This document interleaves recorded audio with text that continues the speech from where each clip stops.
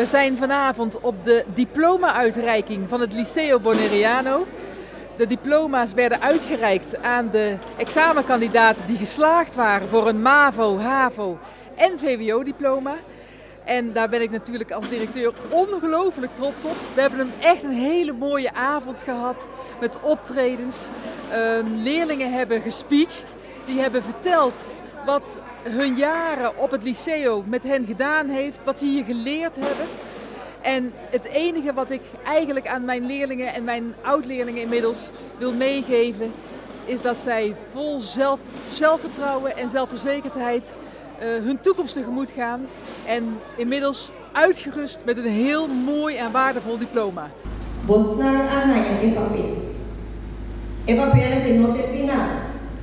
É papel de comienzo. Jullie ontdekkingsreis gaat beginnen. Você vai passar por essa douche, você vai passar por essa menos douche. Pero você vai sim de cada uma.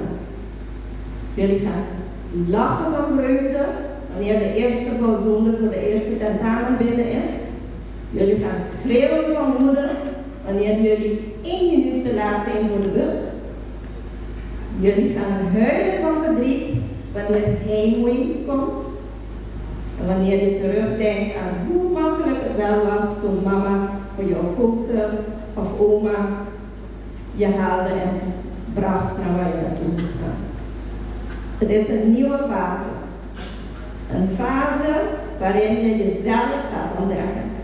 Waarin je gaat zien wie jij bent. Waarin jij jouw talenten gaat ontwikkelen.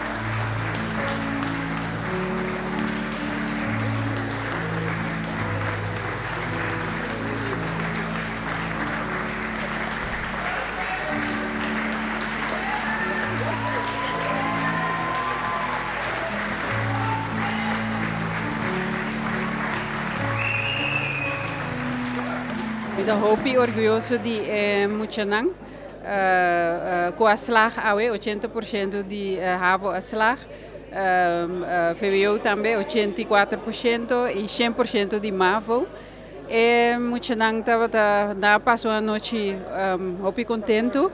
Tur estava echt net visti, mas já nervioso, passou panang nervioso e feliz também, claro, panang ganhar diploma e diploma aqui lota jabi para o futuro, dus kita abrir porta nova para o futuro.